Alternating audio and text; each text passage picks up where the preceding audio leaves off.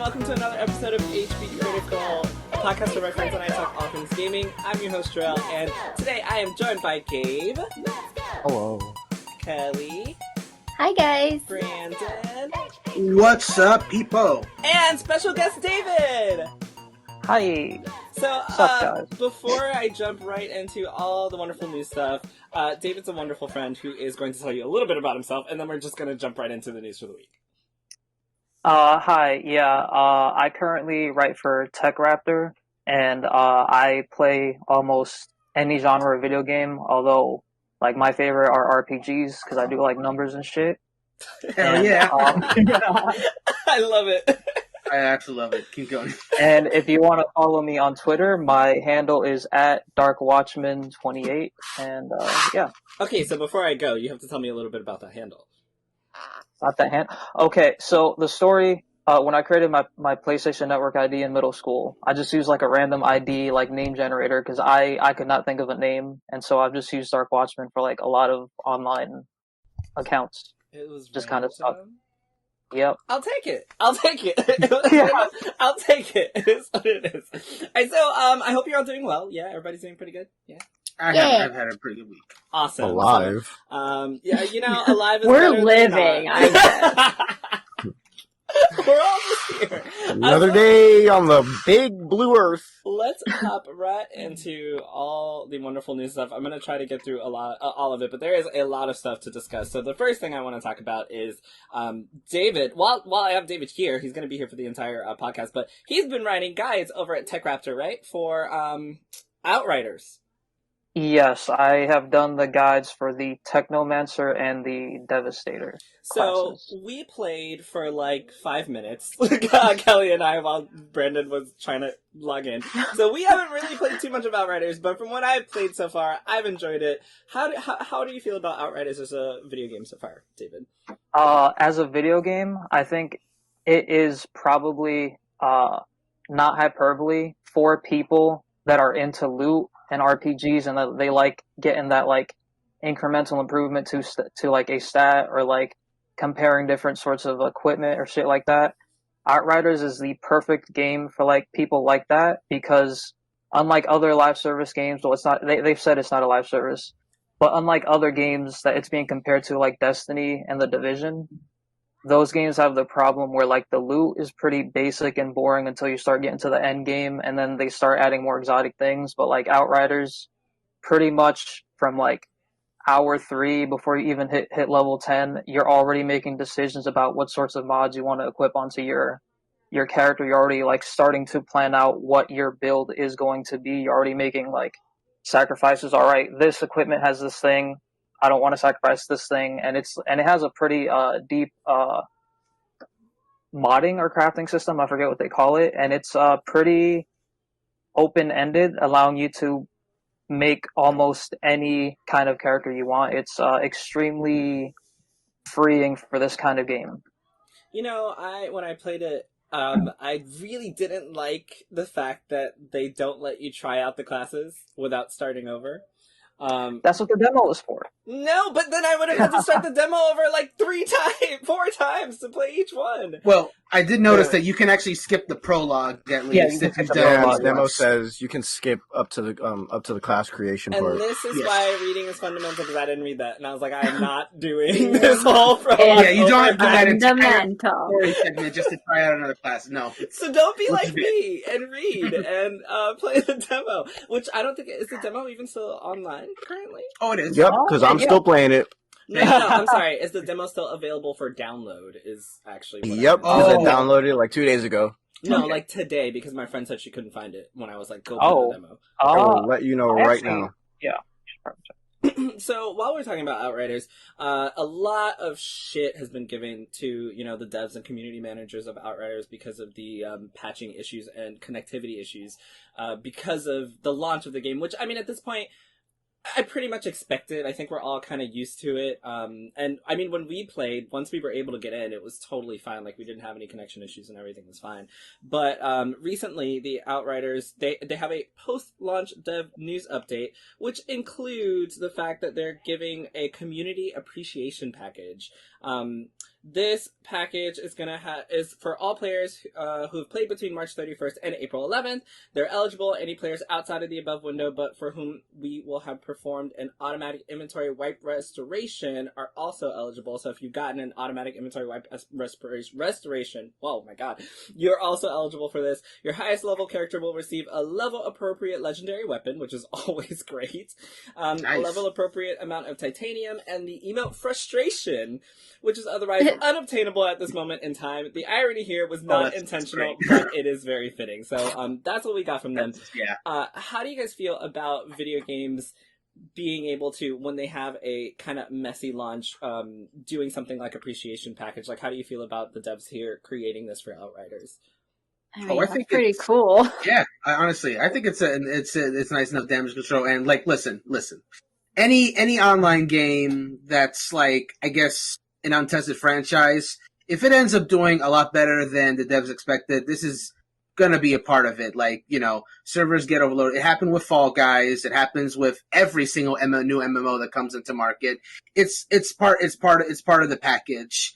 But I give kudos to them for, I think there's still some issues, but not nearly as much as launch. So for them to have this I guess kind of like an apology for, hey, this game was more popular than we thought. We're not quite ready for all you to give them these gifts. I think it's nice. I think it's a good gesture. Do you think it's enough? Yeah, I do. I mean, for a totally new franchise, yeah. I mean, what more can they offer? I mean, this is like totally brand new. I mean, the fact they're giving you anything, I'm impressed. Considering they had gotten some backlash for dropping the legendary drop rates from the demo, they reduced it from the demo to the full launch. The fact that they're giving you a free legendary weapon, like that's like a pretty nice deal, I think. And then the titanium is a pretty useful crafting resource, which you use to either improve the rarity of items from, I think it's rare to epic, and then you also use titanium to level up your equipment. So that's a pretty vital resource. I think it's great, and I honestly don't know if I would have done it if I was them. Like, they got so much trash. No, seriously, because they got so much, like, death threats and nonsense because of server issues that we're used to. Like, it reminds me of the conversation that Kellie and I were having about, Final Fantasy VII, and they were just like, yo, fuck you guys if you don't have a PS5 for Intergrade. Like, I would totally be like that. Like, you guys are assholes, you don't deserve anything. So I think it's great for everyone who is not an asshole, and everyone who's actually played the game to receive so many free in-game items. And I hope that more developers are able to do something as nice as this. I still don't see how it's not games as a service, I guess. Okay. So I read an interview. I forget which publication, but the developer was saying that they have no planned out content roadmap, so they don't have like a plan of like, okay, this quarter we're going to do this quarter we're going to do this. All they have for endgame is they have 15 missions called expeditions, and that is like the end game. And they have no plans for DLC unless the game is successful enough and the community like asks for extra content. As of right now, they don't have plans to continually like update it in like a traditional live service manner, aside from like balancing and stuff. I want to know how you guys feel about that. Because I did not know. I think that's, I actually think that's a nice pragmatic and reasonable approach to it, to not immediately say live game button, press, do it. And just like, hey, no, this is a game that, it rewards multiplayer and there's like loot elements to it. So let's see if you guys like it. And if you want it to be a live game, we can make it a live game. But like at this point, I think the developers of Outriders probably realize that, I've said it in like several podcasts at this point about how there's a lot of live games out there, and just hearing that name will just cause some people to recoil at the sound of it.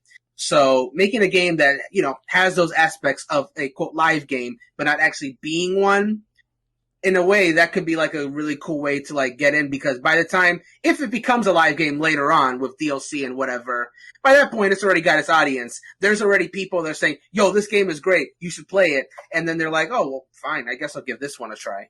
And, so the short answer to that is they may be intending to make it a live game. But it's nice of them to like not immediately commit to it right off the bat.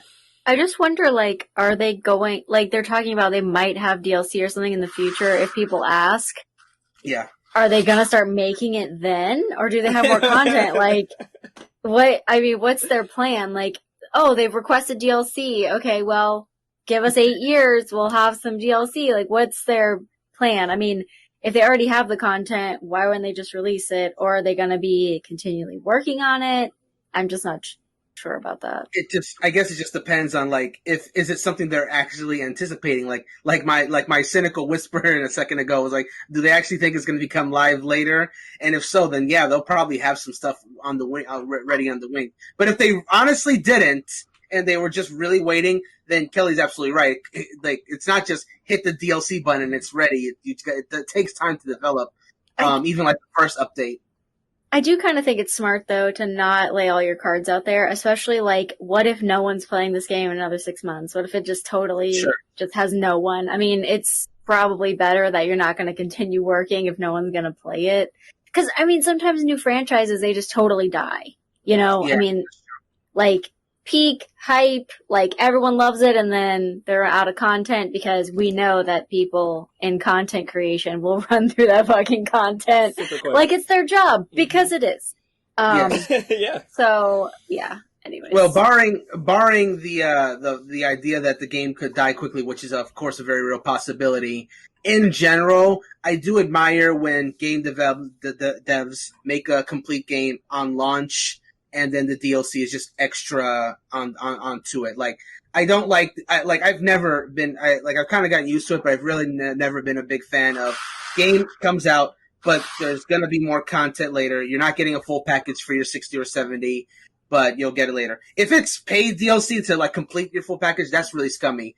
But even the motto of like, I'll use an example. Like, say, ARMS came out with like not a lot of content for like the $60, and then they gave you free DLC as they went forward.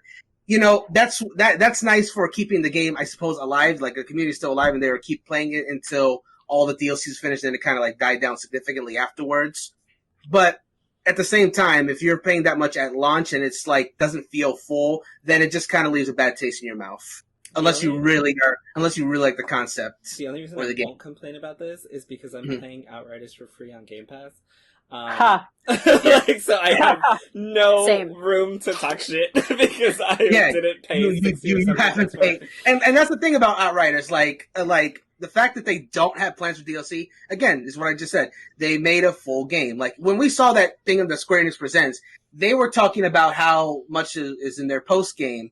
So that tells me that they have like a lot of content. Like, you do the story, but there's still a lot of content for you after you finish the main story. And I think that's cool. I think that's cool that there's, even on the base game, there's still enough to do. So the reason I'm going to complain about it now, even though I said I wasn't going to complain about it, is because I just bought it for my friend at full retail value.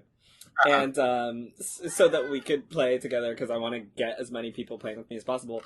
And I don't know that I like the fact that it's just like, what if we really, really like this game, right? And like no one else does, and I just paid $60, and I guess I get a full experience, but like I bought it with the intention, and obviously this is my own fault because I didn't know going in that it was not going to be games as a service, because it's literally like a games as a service game. So it's my fault. I'm fully aware that this is my fault. But had I known that before, I don't know that I would have paid $60 for it, because if there's no additional content, like, this is a multiplayer game that's a lot of fun when you play with friends. So when we're done with the last 15 missions, are we just done with Outriders forever? We can't hop back in, and I mean, you can obviously hop back in and replay missions, but like, no extra content after that, it kind of sucks. But I guess I'm getting $60 worth. I mean, I haven't played it to even talk anything about it. So if it's worth the $60, like, or actually, David, I'll ask you, do you think so far that it's worth, 60, 70 asking price based on what you've played? if I wasn't doing the guides and I was just sticking to the first class, the trickster, taking out the playtime of the second class, I've put in, I'd say, around 45-ish hours, and I still haven't even hit the expeditions. Like, there's still quests in the core content that I haven't finished. So, like, I think for $60, you're gonna get, like, roughly 60-ish, most likely more. Like, if you are into the loot hunt, like the audience that game is targeting, because I don't know how much you've seen this discourse online, but the loot system in Outriders is most closely like Diablo's, like not just like all the random elements and like the the mods, but it's also the rate at which the loot drops. Like, I've hit max level 30, and so the way the loot system works beyond that is with the world tier system. They have the up to 15, and by world tier 15, you can equip a loot up to level 50. And like, even though I'm at the max level cap, I am still every like roughly 30 to 40 minutes seeing a new drop, and I'm like, ooh, what is this? And I'm comparing, and I'm like, it is extremely generous with its loot drops. Like, I think a game like this lives or dies based on how frequently it is giving you better loot and like the variance between the loot. Yeah. I see. So moving away from Outriders, because I didn't mean to talk about it for that long. Sorry, guys. Fun game.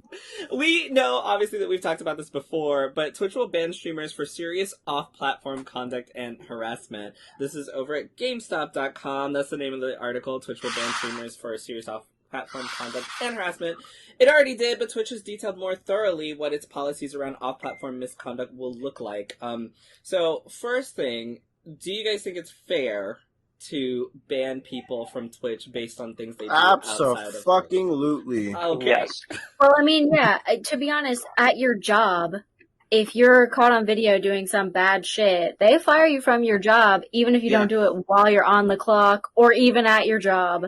Like, you could still get fired because they have a certain level of, I mean, I can't believe Twitch actually has a certain level of, conduct that they're trying to, keep their streamers at, because I've been on Twitch. But, like, I do think it's, So, Stream fine. your games in 4K. Don't get caught in 4K. So Twitch has enlisted the help of a third-party investigative law firm to help support investigations, and it's also opened an email address, osit@twitch.tv, where anybody can send evidence of off-platform misconduct that falls under behavior listed in the blog post, which includes things like I'm gonna have so much fun. violence and violent extremism, terrorist activities or recruiting, explicit and or credible threats of mass violence, leadership or membership in a known hate group, carrying out or acting as an accomplice to non-consensual sexual activities and or sexual assault, sexual exploitation of children, solicitation, distribution of underage sexual materials, actions that would directly and explicitly compromise the physical safety of the Twitch community, and explicit and or credible threats against Twitch, including Twitch staff. I think this is a great idea. I just find it so interesting that, like, I know that I've seen people that have broken these terms of service agreements already that still have platforms on Twitch and YouTube. The thing is that also, if they don't ban your IP address from Twitch, it doesn't matter. Make another account and they won't. They don't do that. So it's good ideas. How far will it take us? Mm-hmm. I mean, I think the fact that they hired a private investigative company is the right move. Because, this way, obviously, they're going to know what they're doing. Like, you don't become a private investigative company or whatever without knowing the ins and outs of, contracts and all that stuff. So, I said that very lightly, but on the platform, like that's another thing. Yeah, like you're enlisting the help of more. Oh, okay. So I'm gonna stop eating candy now. I just got your message, Jerel. So I think it's a good idea because one, like there's. I hate to give this to Twitch. Like, there's no room. There's still room, but there's not as much room to be like, oh, we didn't see this because there's so much going on. Now the responsibility mostly falls on someone else to deal with this type of stuff. So, yeah. The question remains if upon like them starting this, if they're going to do the typical Twitch thing of they will ban lesser accounts, but like the popular accounts that are bringing in the views, if they're just going to be free of consequence. Mm-hmm. That's it. Literally what I was gonna say, because I can easily. I've been in work situations where I've had to have private investigations, and depending on the person that's doing those, or the independent person that's doing those, like not everyone sees eye to eye, right? So like, even if you do find, if there's an independent search and you find that this person is a part of a hate group, but like David said, they're a huge Twitch streamer. What does that mean? Probably nothing. And then, someone like me who starts a Twitch account and I my face is accidentally posted on something that I'm not even a part of, and they're like, oh, there's that guy, fire him, and then boom. I will only say that I would agree that would be true, but they banned Dr. fucking Disrespect. Did they? Oh, they did. Yeah, did they ever tell us why? No. I think it was literally something illegal that he did, and it was like I don't even know. They never said to him, and he's not been back on, right? He's on YouTube now. Yeah, so like YouTube doesn't care. But I don't know. Like, since they banned him, I was like, wow, okay, they're fucking serious. But if it had legal implications that could come back to them, because you technically work for Twitch. Mm-hmm. Illegal business dealings or something, I could see why they would ban him. But after they did that, I was like, wow, so they are in the business of banning people no matter what. Because, no matter what. What do you mean? I just mean, like, no matter what, like, no matter how much money you bring to Twitch. Because, obviously, Dr. Disrespect was a large name on Twitch. Yeah, no, I agree with that. I just think... I think... if it comes to something that will essentially, like you said, I agree with you. Like, I think it has to be something that will negatively impact Twitch. Like, if it is something or be federal, illegal, or like something that's breaking federal laws, like something like that. I think at that point you don't really have a choice. But if you find someone in a hate group that brings in a ton of money for Twitch, and you just turn your eye against it, and you're just like, don't do that in your chat, but keep making your content.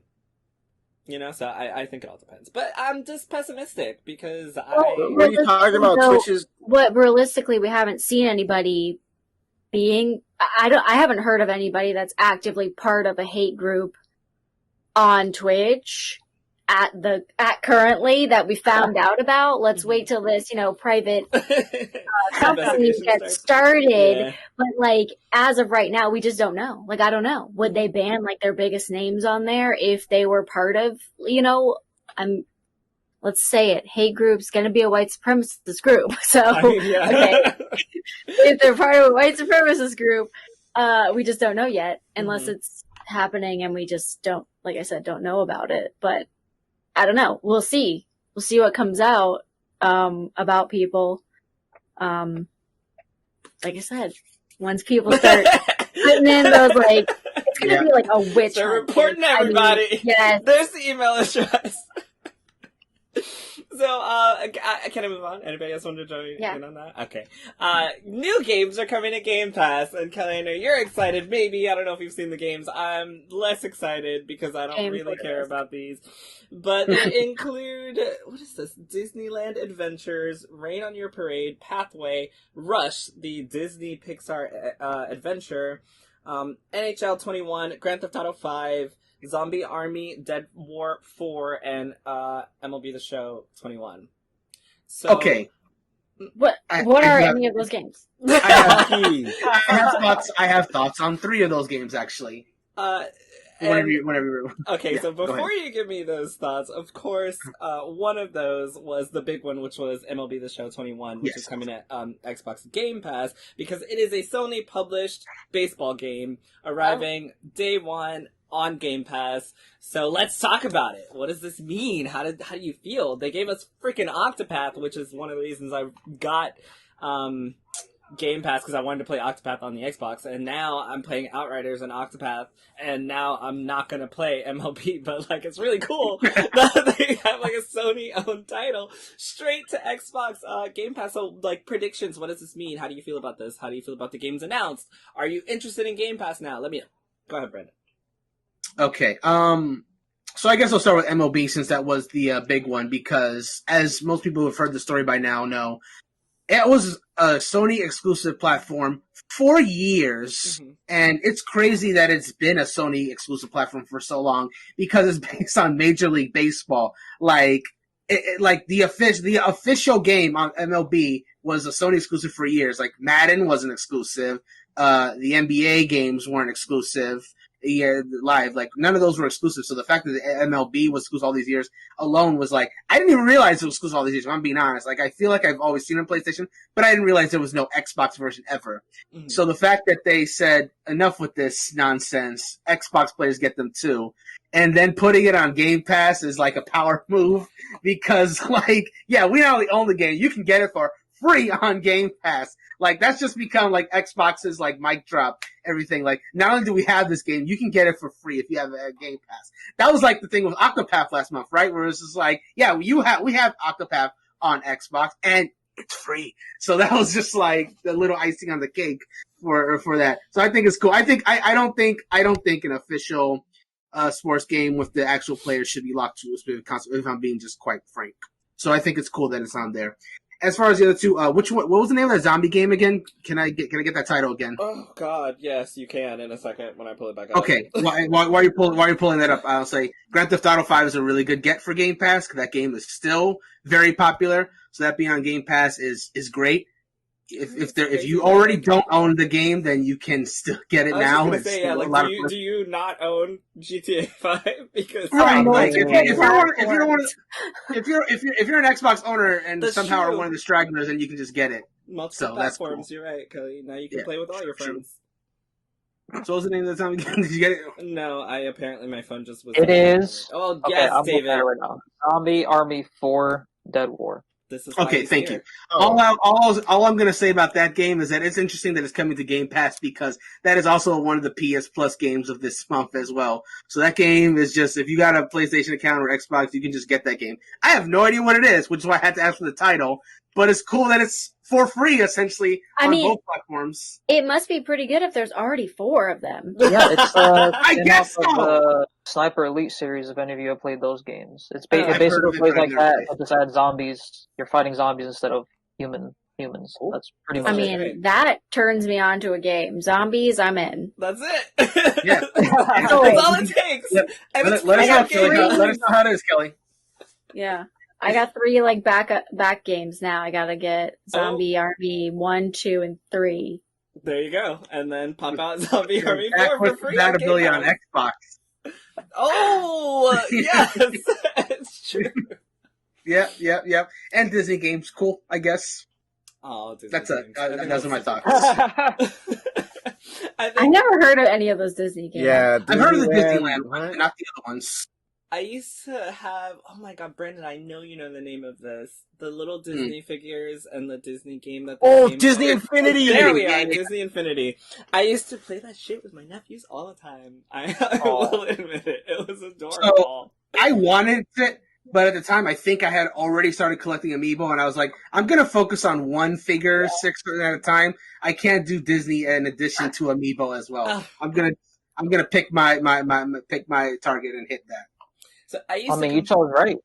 Considering literally bought Disney. the game. Yeah, Amiibo still exists. The other ones are dead. True. My collection literally never ends. Oh my I literally bought the game when Disney was like, "Oh, we're not doing this anymore." Yeah, Disney Infinity is shut down. Like I just finished buying the game. Bruh, and Damn. they had like all the figures for sale super cheap at GameStop all the time, and I Yeah. was just like, "Oh, Especially you've after been that. gaming today," Especially and after I'm that. just go buy them for my nephews. Here you go. Mhm. Merry Christmas, Happy New Year, all that shit. I was talking about Game Pass. What was I going to say? Oh yeah, I used to complain about Game Pass because I used to say that it had a bunch of old games that everybody already owned, and I think that is changing very slowly. And the best thing about Game Pass that I will say is that you can definitely 100% get it for less than $15 a month, which is probably the best thing about Game Pass because I complain about paying $15 a month for Game Pass when I already owned a lot of the games on PlayStation and Nintendo Switch at the time. So I was like, there's no reason for me to be paying $15 a month because of that. But if you just, wait and grab different deals, you can get Game Pass for a year for like $50 for like the entire year. You can get it super cheap, which I think is a really great way to make a value out of that. And while I don't really care for these games, and I am playing mostly games that are old when I play Game Pass, it excites me to see things like MLB The Show 2021 and Outriders coming to Game Pass day one, because that is the reason I'm playing on my Xbox, because I always complained and say that I don't think Xbox has enough games and PlayStation has all the games to play, and unfortunately, that was true for a while. Like, I think the PS5 launch, to me, had more titles to play than the Xbox. Like, Xbox still doesn't have Halo Infinite, and I can't name launch titles for Xbox Series X. So, I'm not going to get too into it, because this is not the conversation for that, but if we're talking, like, brand new next-gen only games, like PS5 had the Dark Souls remake, I forget what else. I guess we can lump Spider-Man into that. Yeah. So Xbox did not have as many brand new games at launch, but in terms of like the amount of next-gen updated or next-gen optimized games at launch, the Series X had a lot more of that, because at launch, basically any of their major first-party games were upgraded, like Gears 5, Forza Horizon, Sea of Thieves, etc., etc. I don't dispute that. Mm-hmm. I'm sorry. Yeah. I don't dispute that. I just think that those are all still games that you've probably, or I rather had already played.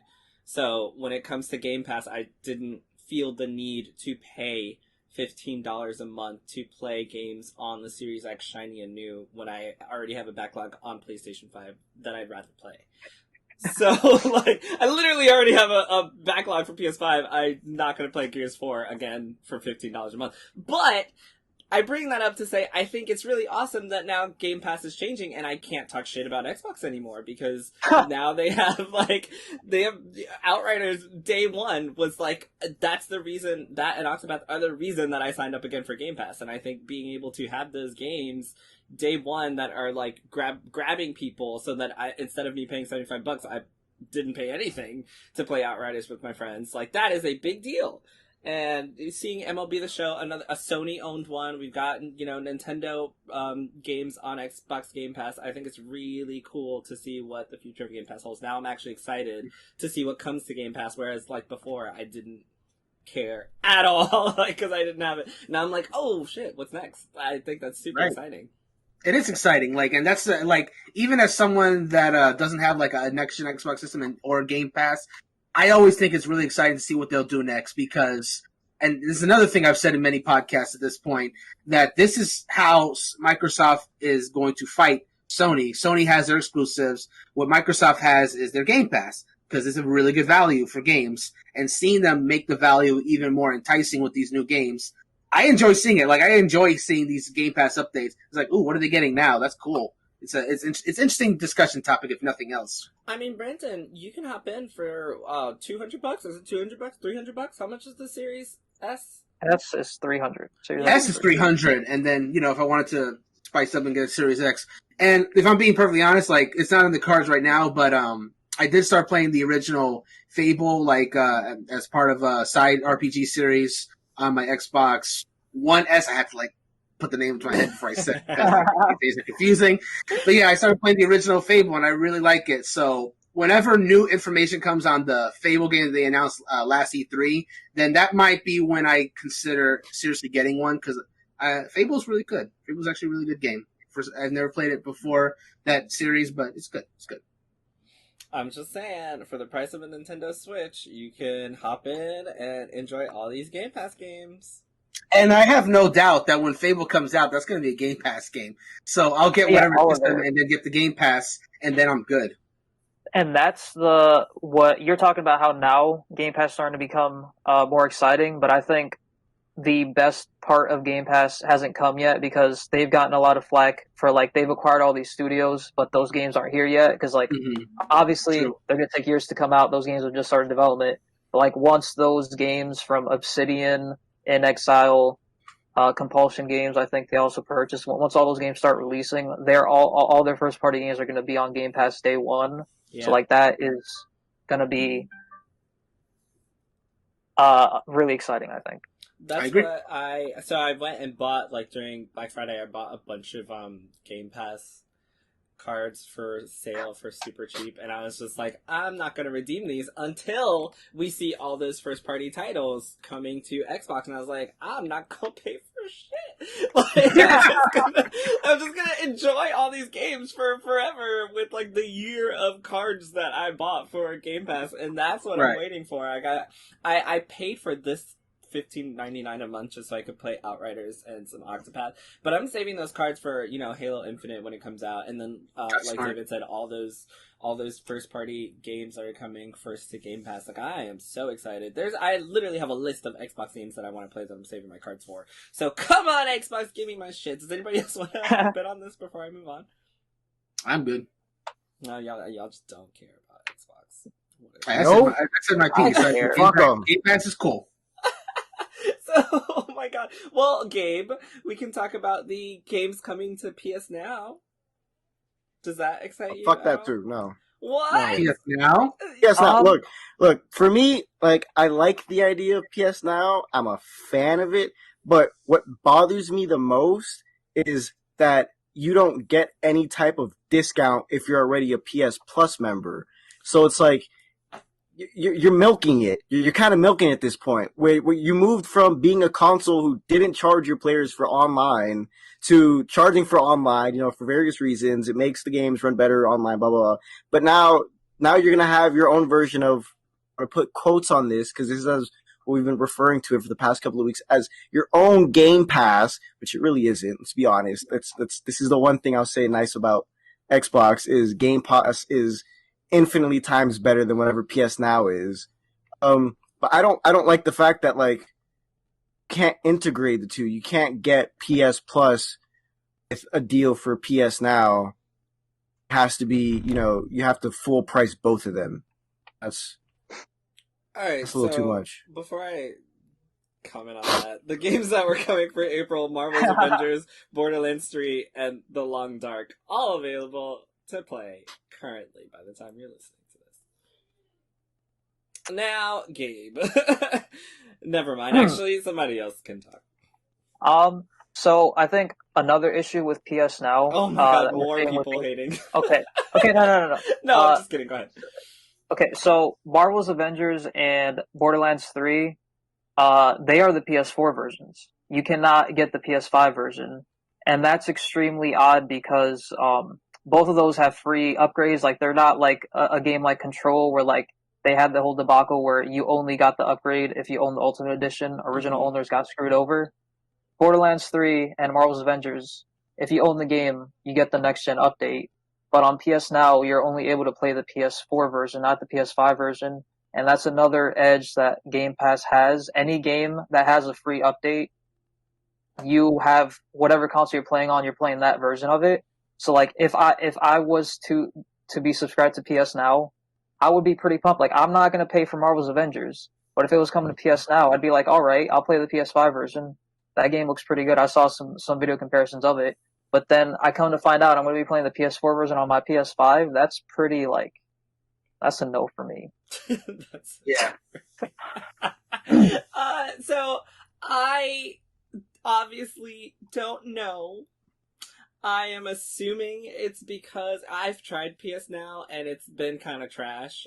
It really has, because I just don't have the, internet infrastructure to run PSNow properly. Like, it doesn't work for me because they're streamed games. I don't know if they're still streamed games, but they're, like, streamed games, or at least when I tried it, they were streamed games. So, like, whereas Game Pass allows you to download the game to your Xbox, PSNow is like you're streaming the title, and I can't do that with my home internet. So I'm assuming, and obviously I don't know, but I'm assuming that might be why you can't get the PS5.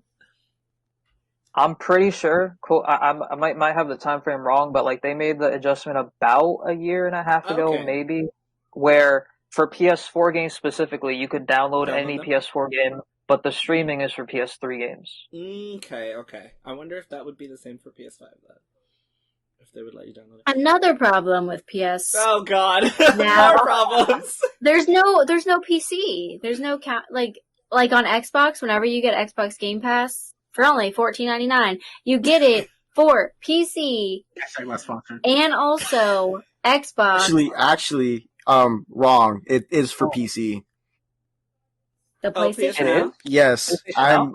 I'm on the Really? PS Store right now. It says getting started with PSNow. Everything you need to know to start playing on PS5, PS4, and Windows PC. What? That's Well, you don't get live with it though.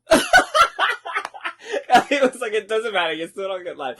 And technically, and that's what I was going to say about what Gabe said, because technically, you can get Xbox Live, and then you can get games with gold, and then you would still have to pay for both of them separately.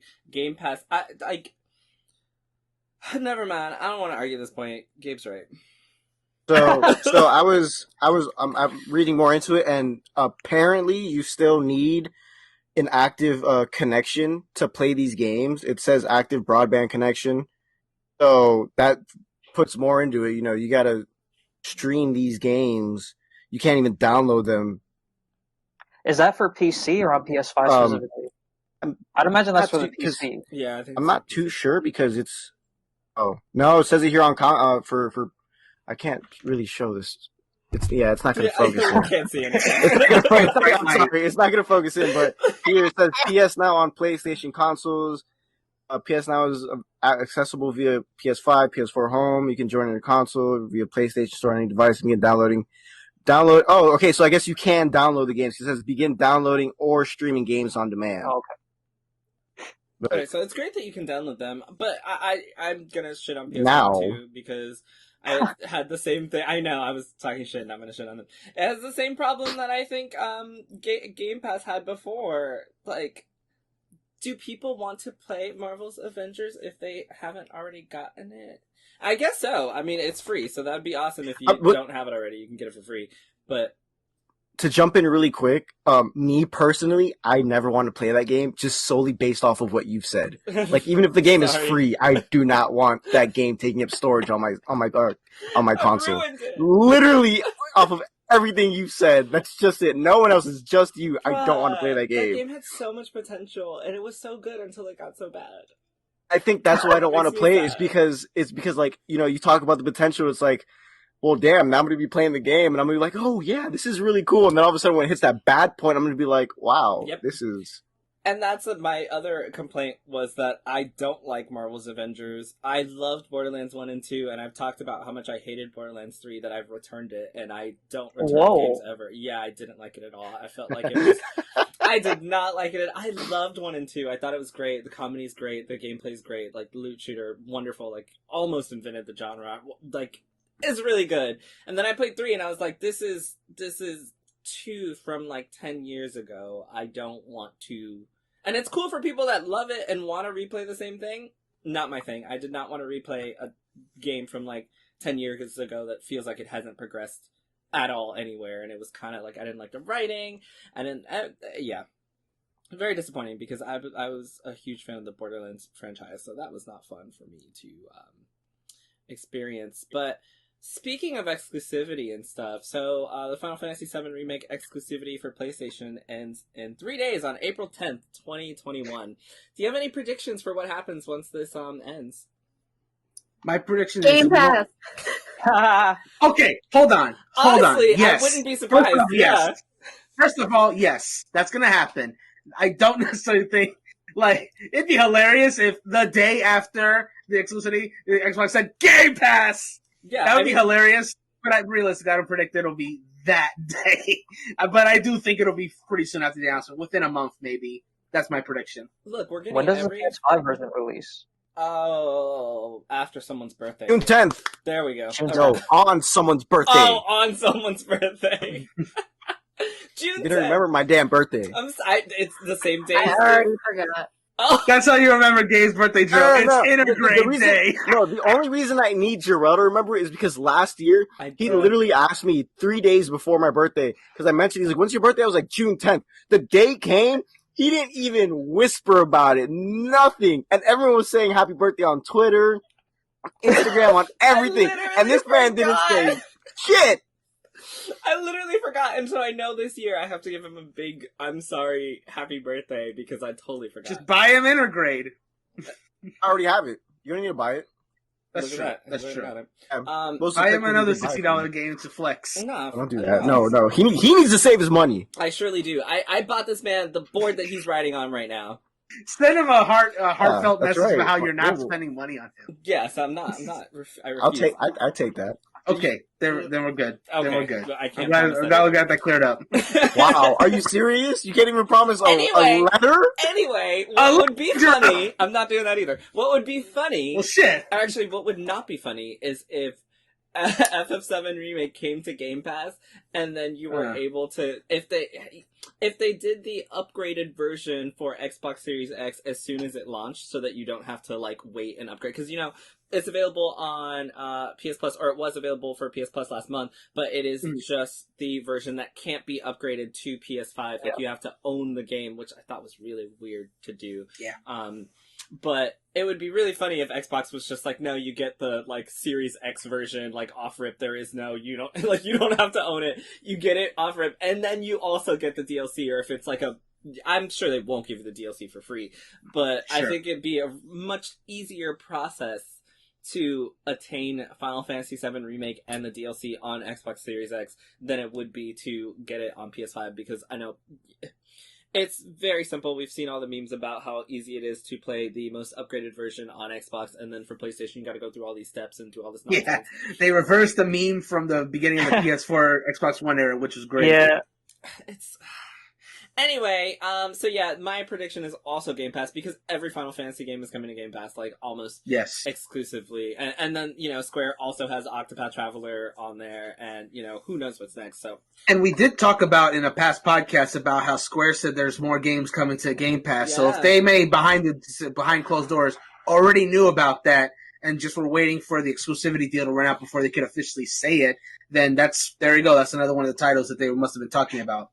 Either way, it's great. Everybody go play Final Fantasy VII Remake. Like, you've got it on PlayStation, you got it for free with PS Plus, hopefully you'll get it on Game Pass. This is me, projecting some nonsense that could 100% not be true. But if you also have it available on Game Pass, there's no reason that everyone shouldn't go play Final Fantasy VII Remake. Hey, Jerel, I have a question, actually. For if and when Remake comes to specific Pass. No. And you're not going to get it on Game Pass? No. And there's one specific reason why. Why? The reason that I like the PlayStation 5 better than the Xbox is because of the haptic feedback on the controllers. And because they're adding haptic feedback on the controller for the PS5 version, I am going to replay that on hard. I don't see myself replaying the game again on Xbox. Actually, you know what? I take it back. Okay. I take that back. I take it back. There's one reason I would play it on Xbox, and that is because the PlayStation version either forces you to choose between 4K or 120 frames per second. Xbox usually does not. It lets you do both. So if Xbox lets me do 4K and 120 frames per second, I will be playing it on Xbox. If they don't, I will be having fun with my haptic feedback on PlayStation. That's actually a pretty interesting thing you brought up just now. Zombie Army 4, which came to Game Pass and is also on PS Plus, that next-gen version, it has a 60 FPS mode on PS5 and on Series X, but the Series X also has 120 frames per second mode. Yeah. And PlayStation usually makes you decide between them. Like, you can't have both. And I obviously, I'm not, I didn't make PlayStation. I don't know. But I do know that usually Xbox allows, because it's the same thing with Final Fantasy 15. Like, you can, I believe, do both versions. I believe that you can do both versions on Xbox, but on PlayStation, you have to choose between one or the other. Or at least I remember everyone showing off 60 frames per, or 120 frames per second at 4K on Xbox through Game Pass for Final Fantasy 15. So that's the only way, is if I could get both at the same time. Otherwise, like, that haptic feedback has been so amazing. It's like so revolutionary to me. I pretty good. love it so much. It is one reason that I will pick games on PlayStation over Xbox just for that, unless I get it for free through Game Pass. I have a quick question for you, because I mean, we've been talking about the exclusive deal ending, but we've only been focusing on Xbox. There's a rumored upgraded Switch coming out at some point. What if, somehow get a... Yeah, I saw the nod. No, I don't think so either. I don't think so either. What if... I mean, well, hold on. I'll let you finish. We're going to start talking about the power of the Switch and all that stuff, and even though it's getting an upgrade, it's not going to be as powerful as the PS5 and the Xbox. But remember, they stuck games like Skyrim, Dark Souls, and Witcher 3 on the Switch, and for what it is, it runs pretty pretty good. But I was asking because if that was the case, if it did come to Switch, like Jerel always talks about, being able to go handheld. I'm interested to know if you would actually take Final Fantasy VII Remake handheld with you. 100% I would. Oh my god, I would go to work every day and you see this game? Oh my god, play this. I would literally just walk around with my Switch and be like, do you see how Cloud looks right now? Look at his face. Do you know Tifa? I will show you. And yes, 100% I would play Final Fantasy VII Remake on Switch. 100%. Oh my god. I'd be really mad the whole time though. I'd be like, this looks like shit. Pretend it looks better. Pretend that it looks 4K, please. I would actually be really interested in that because it's beautiful. That game is gorgeous. Not in 4K. That game is beautiful on base PS4. So I would be very interested to see what it looks like on a Switch, actually. Kellie, actually, before I move on, Kellie, how was your progress in FF7? So I got to... Without spoiling anybody. I got to a part where all the people are wearing, cowboy attire. Oh, okay, I know where you are. You're in one of the best chapters in the game. Okay, and yeah, so I think it's gonna be good.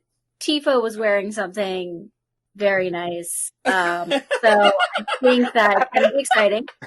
I love the outfits. I really don't give a shit about anything else. Right. I love looking at them. Yes. Sephiroth hasn't made an appearance in a while, so I'm getting a little annoyed at that. Your husband he's out doing important shit. He'll be back. Yeah, there's nobody shirtless or anything. Hey, it's been so disappointing, right?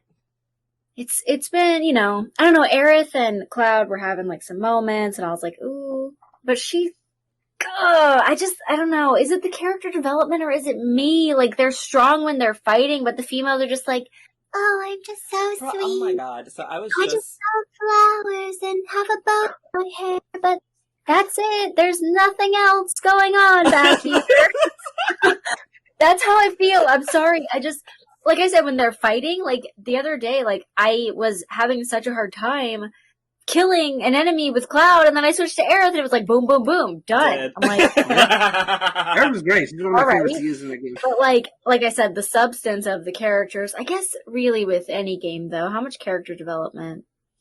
I'm still at the beginning too. I'm only halfway maybe. I think there is character development, especially for Tifa and Aerith, for sure. Yes. Because in the very beginning, Tifa's very much just oh guys, we shouldn't do this, we shouldn't do that. And then by the end, I'm like, yeah, just go kick bitches' asses. Well, I feel like Tifa has a little bit more going on than Aerith already, but maybe I just haven't gotten there because she only just started, well, I don't know, is that spoilers? I'm so sorry. We only just really got introduced to her. It's been fairly recent. So... Yeah. Maybe there's going to be more going on, but like I said, it's just, I'm just pretty and... I mean, in her defense, she is pretty. She is pretty. As a matter of fact, everyone in that game is pretty. Everyone in the game is gorgeous. Oh my god, David. Yeah? So, okay, maybe it's just me, or okay. Kellie, because you played it too. When I was playing Outriders, I was like, Square, you guys had the opportunity to make everyone look beautiful, and everyone in this game looks so bad. What's that? Yeah, there's some pretty ugly characters. Jacob, yeah. This man is so ugly. Why did they design him? Listen, if you were pretty, you wouldn't join the military. That's very freaking true. These characters are explicitly meant to not look attractive. That's the explanation. They're meant to deter people from joining. Only uggos in here do not join. Like, the only one that was pretty was the girl whose name I don't know, and I was like, everybody Shanna? else... Oh wait, no, that's later in the game, I think. He's spoiling me, bro. Oh, I'm just kidding. well. My game story ain't shit, it's fun. Yeah. Oh my god! So I skipped through the story like 3 times, and then I finally watched it, and I was like, some of this doesn't make any sense. But it's okay, because it's a lot of fun. And I'm okay. Yeah, I'm able to suspend disbelief. So the one benefit of me not joining you two that night we were trying to get some Outriders demo time in together was because I was playing by myself and just going through the story. Every time a lore thing got unlocked, I went to the menu and read stuff. It's like, you do have to do some read. If you really actually care about the story, you do got to read that description, because the story itself is very quick. It's for the type of game it is, they probably figured a lot of people wouldn't care about it. They just want to go play loose with their friends, and that's fine. But there actually is lore there if you read it, and I was like, whoa, this is fucked up. This is interesting.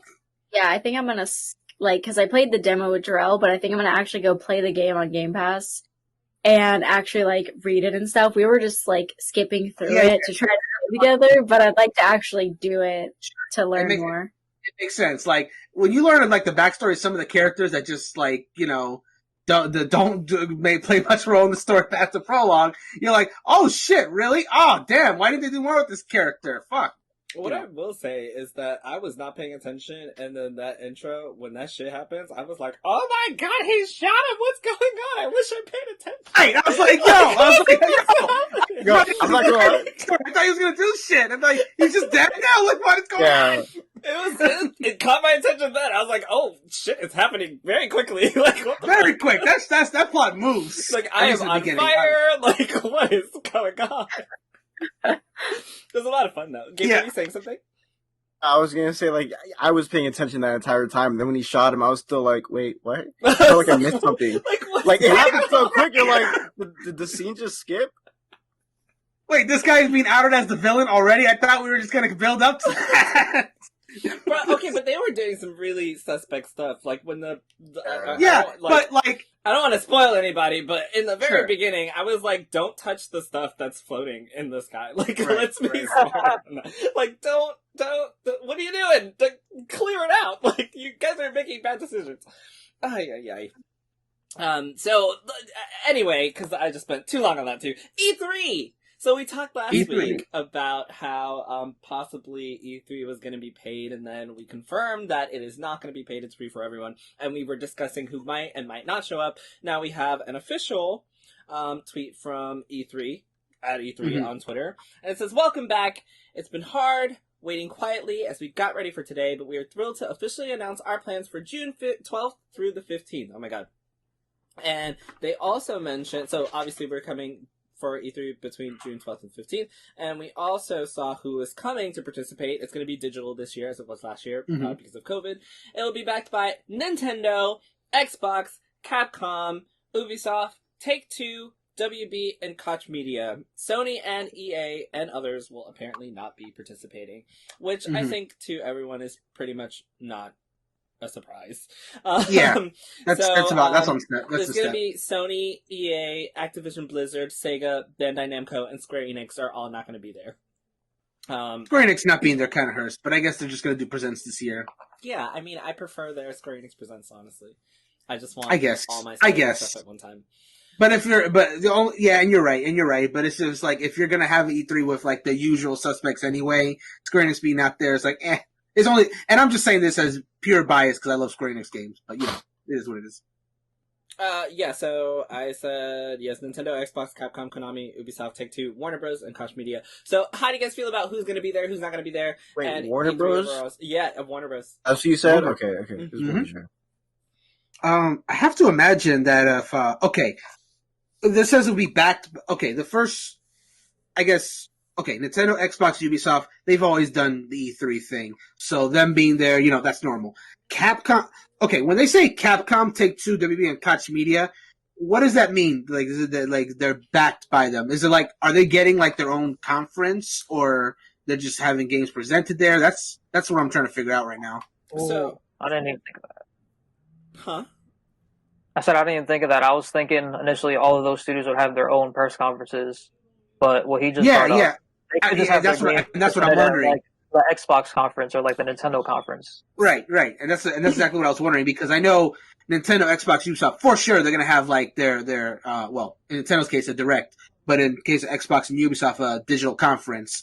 But for the other ones, I'm wondering if they would do a full conference like those, or if those will just be like they'll have games presented at the show in the other conferences. I could see that for example, for WB, because they're multi-platform. Their games could go on any conference if they wanted to. Or if they'll just have their own. Because if Sony, EA, I mean, that's normal. But if some of the other usual suspects are not there, like, for example, Square or whatever, are not there, maybe if there was a, quote, slot that needed to be filled, they could then fill it. If they have enough to announce, that is. So the press release actually states that developers will be showcasing their latest news and games directly to fans around the world, with the ESA working with media to amplify and make this content available to everyone for free. This is from GameIndustry.biz.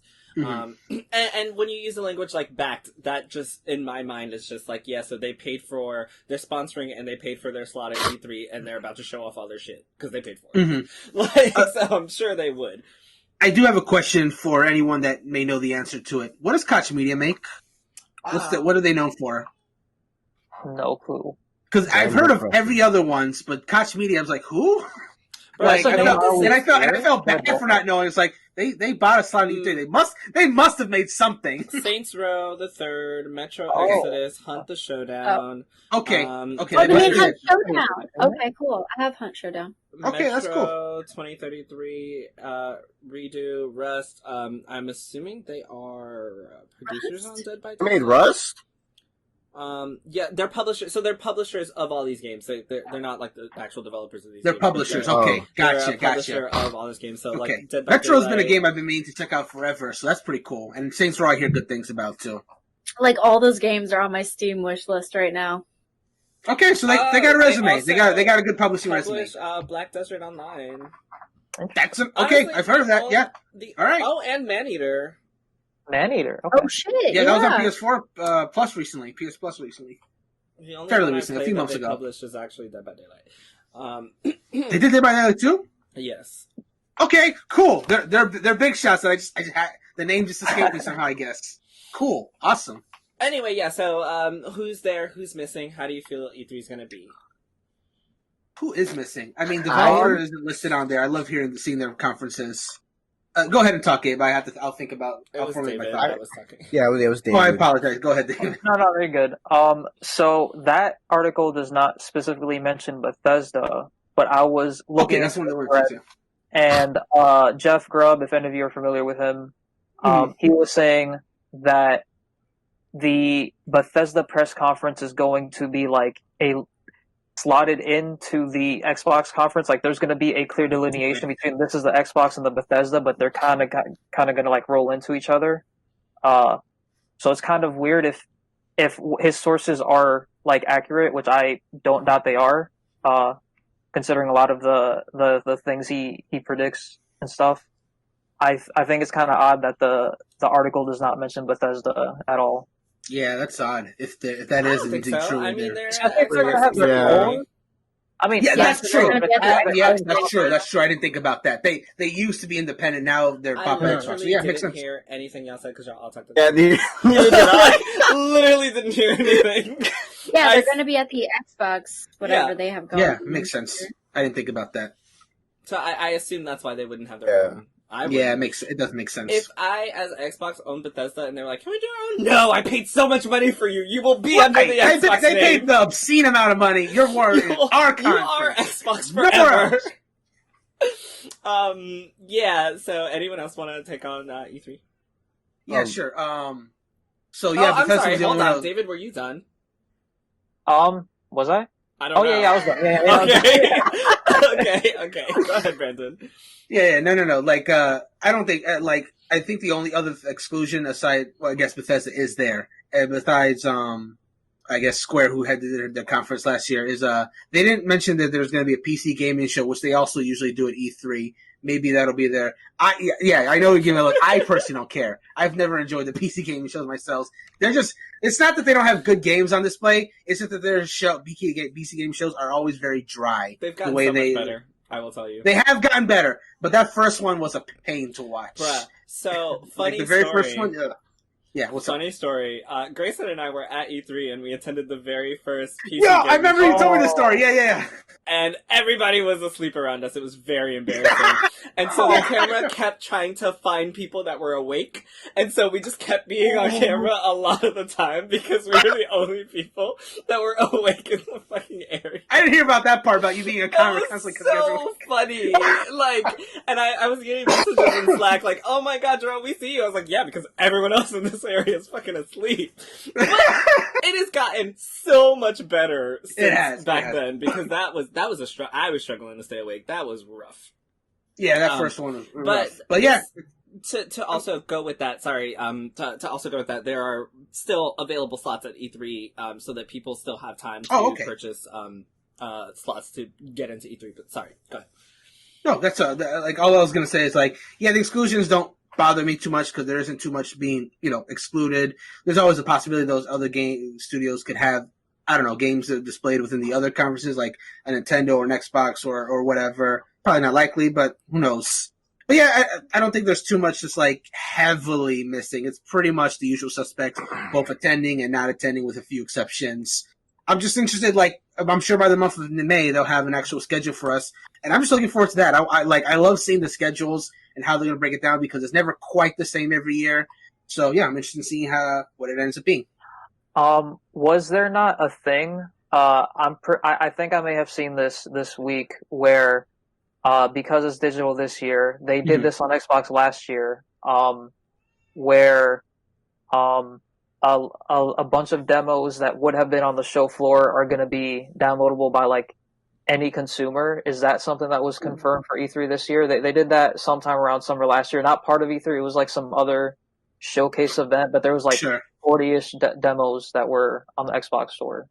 So are they doing that kind of thing again? I haven't seen any confirmation of it. Nor have I. Gabe, did you want to say excited. Okay. I'm excited. It's good to hear, it's good to hear the big, obviously Sony's not going, but it's good to hear the big names, like obviously Nintendo and Xbox. Yeah. And I kind of assumed, since Bethesda was bought by Xbox, like that was like a given that Bethesda's going to be there. It's nice to know though that they're planning on doing like, here's the Xbox presentation and this is still the Xbox presentation, but it's Bethesda. So it's cool to hear that, that it's not going to be like just like couple of Bethesda things thrown in, scattered randomly through their show. It's cool to see Warner Brothers showing up. Mm-hmm. They have a lot I know of it's games to really, show off. it's kind of weird to say because you think Warner Brothers and you think movies. But hopefully we'll get another update on Gotham Knights. That was a game we were all excited for. I forgot about those, but I was excited for those. Warner Brothers also does. I'm sorry, I wrote an article about Gotham Knights. It was titled "Have Gotham." I just remembered it. Because I didn't see any black people in the title, and I was like, apparently they all left because. It's not that you didn't see. No. It's not that you didn't see any black people. It's that there were no black people. There's a slight difference there, I was Jerel. actually wrong, and I need to go update that article because I watched it like 5 times, and I saw like 2 of them, and they were enemies, and I was like, "Oh, I'm gonna need the screenshots then because I didn't see it." But yeah, that's I'm gonna need a screenshot then because I really didn't see. If you haven't read that article, go to hpcritical.com and search Batman. I'm gonna have to now. Sorry. I got but yeah, having Warner Brothers there is cool. Don't feel like there's another big thing that they do that I can't remember. Suicide Squad, come on. Someone will think about it. Yeah, they have that Suicide Squad. Are you talking about besides the DC games, Gabe, or what's wrong with the Suicide Squad? Sorry, what was that, Brandon? Doing that? Why? What's wrong with the Suicide Squad? I don't know. The Suicide Squad doesn't entice me. It's not driving me like every other game. I think it'll be good. But I think other WB games is like a Mortal Kombat, the Lord of the Rings games. They still have the Hogwarts Legacy game, so they could show that up there as well. Yeah, there we go. Sometime with Harry Potter. I don't know. For some weird reason, it slipped my mind that Warner Brothers was in on that. I don't know why. But then again, so we have Warner Brothers. I'm obviously a huge Nintendo fan, so I hear Nintendo's at E3 this year, and my hopes already skyrocketed through the roof. So I will be a very disgruntled gamer in June when Nintendo doesn't do what I want them to do. So is how are you knowingly setting your expectations too high? Look, he knows. This year, no, hold on. Listen, every other year would have been fine. Because I know Nintendo likes but it's literally, we've gone months, we've gone weeks without the Legend of Zelda anniversary. There it is. Look, we didn't even get a tweet about it, and a fucking Kirby game, You got Joy-Cons, bro. Be happy. Anyway, actually, because that wasn't even in celebration of the anniversary. That's in celebration of Skyward HD, which does not count because that also wasn't part of the celebration. But like a fucking Kirby spin-off game that turned 3 this year got a fucking post on Instagram, and we didn't get anything for Zelda. So obviously, that's the thing. Obviously, I see E3, Nintendo. I think Breath of the Wild 2, hopefully, because they've already given us 2. We're sorry, we're still working on the game updates. And if they do it again, that's okay. I'm gonna be mad, but that's okay. And then, hopefully, like, to me, that's just, look, it's just the time to give the people what they. Sorry if that. If me hitting the mic made a loud sound. I feel like that's just the time for them to give the people what they want. And this is the angry Nintendo boy inside of me saying, last year we didn't really get those big directs. We finally got one this year, but we all agreed that it was kind of very subpar. We knew most of the games that were already on the direct. The couple of surprises was Splatoon. Oh, cool. They can also, give us another update on Splatoon 3 if they're ready. But yeah, I don't know. I feel like last year was such a weird year for all of these gaming companies, and some made it work, like PlayStation, and that's not why they're not coming here. But they obviously can make it work without E3. But it's just gonna be cool. I don't know. I'm feeling like this E3. There's a lot of thought that's gonna be put into it, and seeing everyone that's there. That's gonna be really interesting to see what they do, what they give their fans. It'd be interesting to see if, anyone else jumps in those time slots available, because if you have 3 days of your event, it'd be cool to just fill everything with a bunch of new stuff.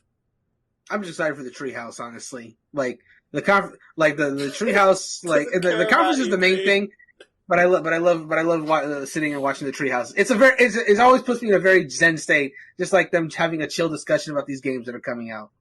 That's my favorite. That's one of my favorite parts of E3, not the most, but my favorite part is when they definitely show a mainline game, and it's a mainline game. And Gabe, you remember the E3 where it was basically only Breath of the Wild, and then almost every day was Treehouse of like Breath of the Wild footage. Did you catch that? Yes. Yeah, that was a good time. It was a bad year for Nintendo. It was a bad year for Nintendo because that was the only thing that they had at that E3, but it was still a very cozy time to watch them just play Breath of the Wild before it came out. That's okay, because the next E3 they gave us Smash Bros. So Yeah. And the next one they gave.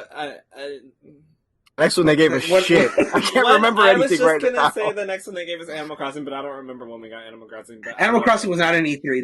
Was it? No, it wasn't. Which brings me to my point about E3. Mm-hmm. I am so happy that they're doing E3 solely because the bullshit that was Summer Games and everybody announcing their shit all at random ass times last year was a nightmare for anybody trying to do video game coverage. It was so stupid. I missed so many things from just being at work or not knowing that it was happening. And I go on Twitter and everyone's like, "Oh yeah, this is happening." I'm like, "What? What?" Like, there's no announcements. There's no organization. It was trash. So, thank you. It's 3:05 and your favorite game just got a new announcer. And like, you what? have What? no idea. Exactly. So thank Getting you, up from E3, bed for a sip of water. for putting all these people together in one place. Blowing up. I promise you, games journalists are very happy about this because it was a fucking struggle to try to do anything last year. But aside from that, I actually don't care about E3 anymore. Like, only because I personally have gotten so used to being able to watch these presentations with new games from these companies, like with friends, and like it's a really exciting Wednesday morning when Nintendo's like, "Hey, we're gonna give you new Pokemon shit for the anniversary." I'm like, "Fuck yeah, let's go!" I don't have to wait until like once a year to hear about everything. Or I love the Square Enix presentation.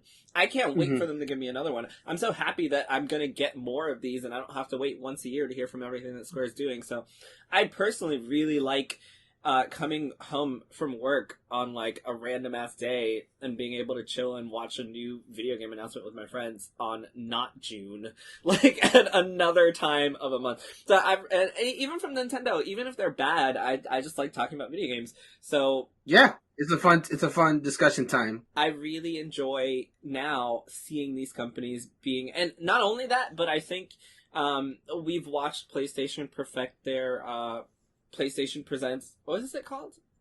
Is that what it's called? Yeah, what is it called? PlayStation State of Play. State of Play, thank you. I am so out of it. Yeah, so we've watched PlayStation perfect their State of Play, right? And I mean, Gabe talked about it. Like, Sony's using their own camera technology. Like, we didn't even know if the people were fucking real. Or, like, it looks so good. And you got all this stuff that you can do when you work in-house that you don't necessarily get to do when you're in a big group. And yep. I live for like the leading up to the PlayStation, everything that PlayStation did leading up to that, everything we saw from Nintendo with the Switch, while everything was like in a array of craziness. All that stuff, I live for it. So I don't actually need E3, but the writer in me is like, thank God for E3 because everything's like scheduled and there. But I 100% am happy and prefer that PlayStation and Square Enix are doing their own thing because I just get random little surprises and I love it and I can talk about it and write about it and I don't need fucking E3 to do it. So yeah, I feel both ways. Yeah. I think E3 is a nice addition to what's already going on, which is every company every few months releasing a video of all their cool stuff. Because at the end of the day, most of them at this point are still going to E3 to present one big trailer as an addition. And you were talking specifically about Nintendo. Nintendo has had regular directs that had bigger announcements than their E3 presentations. Exactly. It's just a place for everyone to put up whatever announcements. But it's gotten to the point where E3 doesn't necessarily have to be where their biggest announcements have to be anymore. What I am most excited actually to watch is Capcom. Because I am too. I really love what they've done with the lady Dimitrescu. Is that, I don't know how to say Dimitrescu. her name. I love that big lady taken on that whole thing and created this like monster of a marketing campaign with her now. That's so smart. And Monster Hunter Rise is doing stupid numbers, like 5 million I think I saw or something. Resident Evil is just piling up. People were having issues with getting into the RE-verse beta, but like Resident Evil is returning really big and Capcom is just making a shit ton of money right now. So I'm really excited to see what Capcom has to show off. The only thing I'm worried about is I think that E3, I think that this E3 is not really going to be, and obviously this is just speculation, but it's not really going to be new stuff. I think it's going to be a lot of things that we've already seen that we're just getting updates on, and I think that can be kind of, Kellie has already talked about, I want to see new stuff. I'm just like, I don't know if this is going to be the E3 for her because a lot of these companies have already shown off a lot of stuff that we haven't heard about. So I think it's going to be a lot of the same things, except for maybe Xbox. I don't know what the fuck Xbox has up their sleeve at this point. So I'm excited to see Xbox. I'm excited for some Capcom updates and to see what they're working on next. And then everything else, I'm just, hey, show me the updates to the things you showed me 2 years ago, I guess. Maybe. I don't know. And we'll see. But you know what is not going to be at E3? What's that, Jerel? Stadia. Yeah, ain't that the truth? And that is my segue, because Stadia has announced 10 more games coming for their library to 2021. Kellie, really? Hey, what the fuck?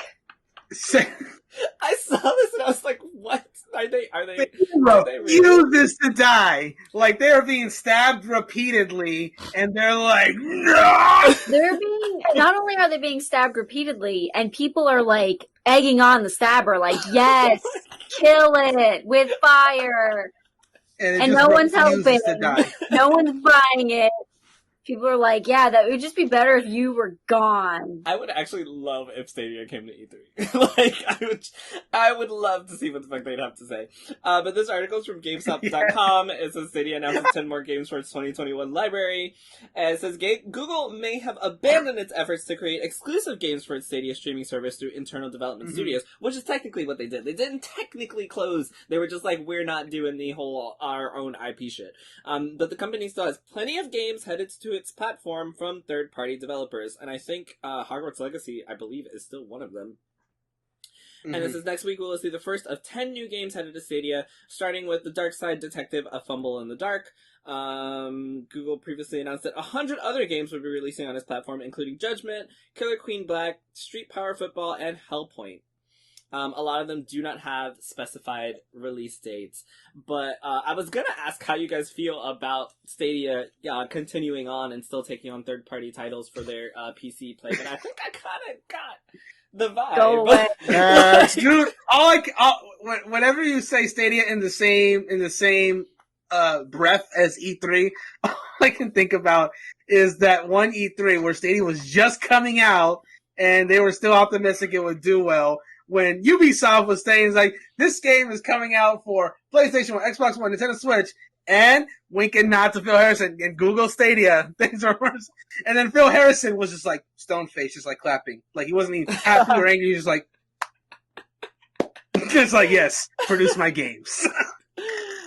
That's all I can think about. Like, Ubisoft supports anyone, man. They really supported do. The Wii U they supported the Wii U when that came out. They jumped ship pretty quick, but at the beginning, they were the one people that was like, no, this Wii U can be good. We're gonna make this Zombie U game exclusive to the system. I was, ooh, that game. And it was fun. I played it a little bit. Zombie U's great! I'm glad, it sucks that people didn't play it, but you know, Wii U. Bring in a Switch. They should. Zombie Switch. I fucking don't know what they would call it. Zombie. Yeah, just call it. Isn't that what they called it? Isn't that what yeah. Yeah. Yeah, that's what they did.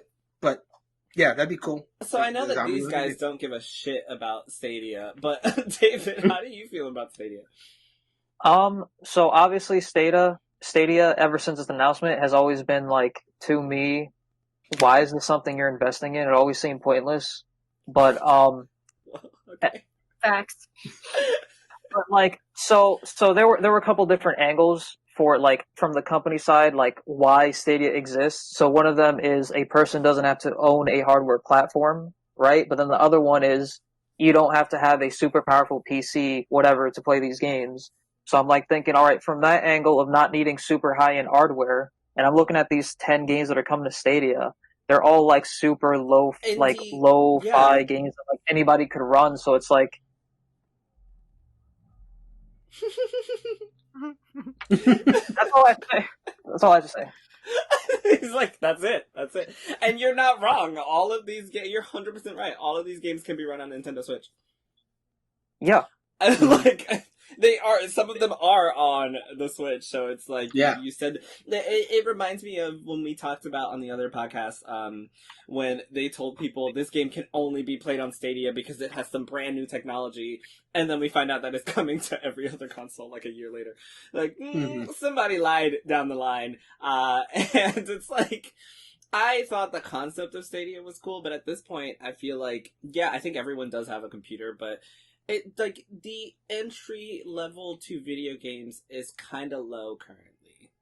And I mean that in a good way. Like, you can buy a Switch Lite for $200 and play Breath of the Wild, right? For $100 more, you can jump in on next gen on an Xbox Series S. The PlayStation 5 digital version and the Xbox Series S are what, $300? Mm-hmm. Like, you can jump into next gen and get a PS5 for $300 if you can find one. That is actually, the PS5 digital is $400. Oh, it's $400. Yeah, the cheapest entry for next gen currently is Xbox Series S for $300. Thank you. Yeah, but if you're gonna go to Stadia, you could just get a fucking PS4 or an Xbox One. Like, You can just go last gen It'll be for like now. Like, 200 you don't even bucks need next gen, you and know? play the same games. Yes. My point, though. Thank you for the correction. My point is just that access of next gen is easy to attain if you can find what you want. So I don't think that, and I do think, yes, everyone has a computer, but I don't think that it is very difficult to be able to play these games outside of Stadia and still enjoy yourself and not need Stadia. So I don't even know why we need Stadia. Just go buy a Switch and play Breath of the Wild. It'll make Gabe happy. Yes. And tweet him and tweet him. Let him know you're playing it. If you play Breath of the Wild and then buy Age of Calamity and make your experience even better. Play Bravely Default 2 with me. Oh, it's not multiplayer. Yo, Jerel, you wanna buy me? You wanna buy me Bravely Default 2? I mean, we can talk about it. We can talk about it. We can talk about it. Negotiations are open. Well, you haven't bought me a game in ages. Oh my god! And now I'm gonna move on because this is about to get really bad for me.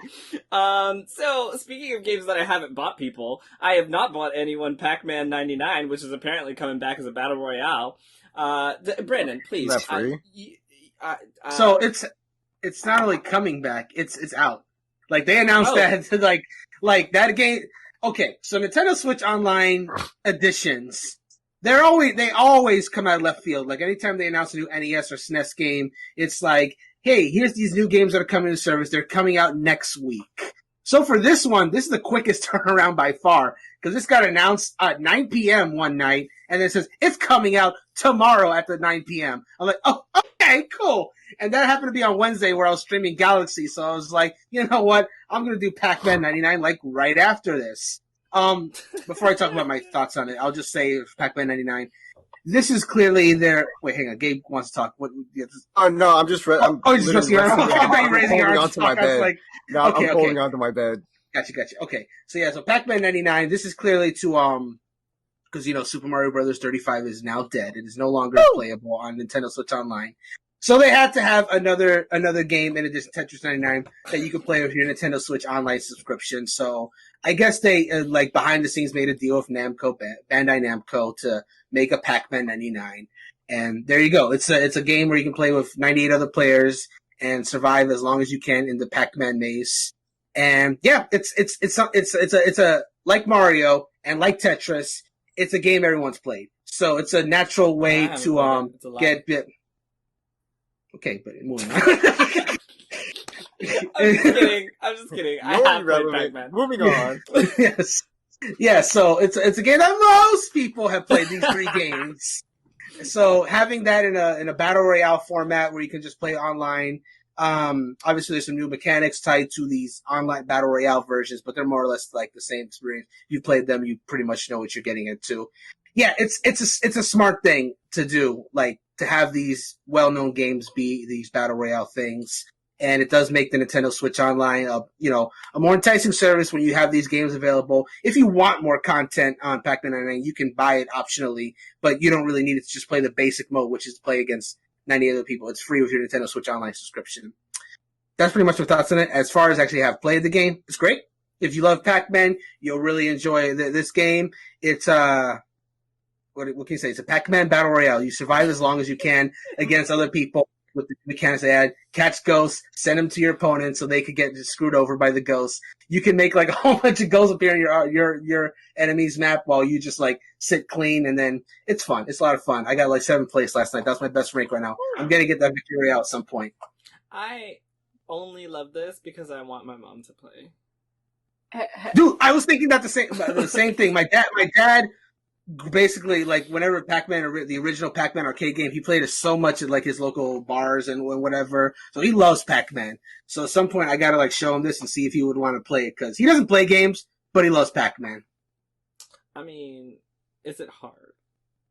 No. I mean, if you play Pac-Man, you'll pretty much get this pretty much right away. Then how come you didn't win? Oh, because the other player are better.